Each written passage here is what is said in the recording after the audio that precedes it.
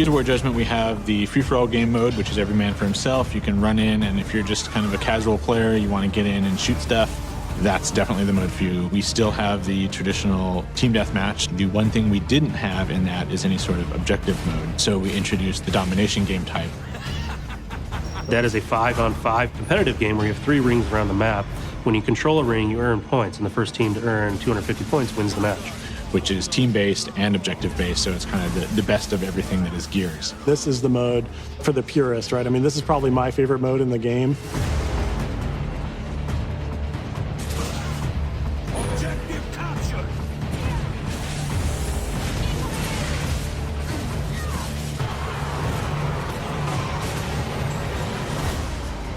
We also introduced a whole new slew of changes just to the way the game feels in terms of movement and controls. Being able to quick toss grenades, being able to quickly switch weapons. Player movement has actually increased a little bit. You can jump out of windows, you can drop off of ledges. And so it adds a lot of verticality into the maps that we've never had before in Gears. No matter how far down it is, you can mantle over and go. When you run up to the end of a building, you can jump off the side of it. You might take damage, you may stumble and fall when you hit the ground, you may fall to your death. But if you want to take that risk, then you can do it. One of the great tricks is if you rev up your chainsaw and you jump off right onto somebody, you'll just slice right through them. It's always a good surprise for the guy on the bottom and a lot of fun for the guy jumping down. There's guys coming at you from above you and behind you and down the corridor, and it really made us rethink the way we built everything.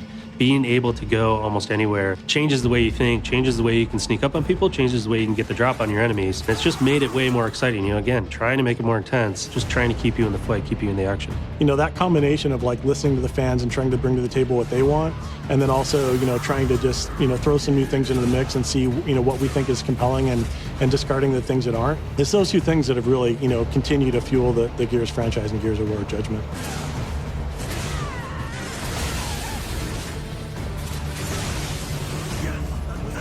I've seen other studios and other experiences where, you know, it's just a job. But everyone that works on, you know, a Gears of War game or whatever it is that Epic's making, they're excited to go touch that product. They're excited to go to playtest. And this is the mode that probably has the most intense kind of like playtest matches here internally. It's like, it's purist and it's challenging, and it brings out the competitor in everybody. In the game test lab, this has turned out to be a really, really intense experience that very often comes down to the last second or the last possible moment. Games tend to either be a blowout or there's these like super competitive, intense matches where you don't know who's going to win until it finally happens. We're gamers at heart, and we want to make sure that our fans know that, you know, we're passionate about what we're putting into the product, but we're also passionate in making sure that it's an experience that they're going to love and that they're going to want to pick up and play just as much as us.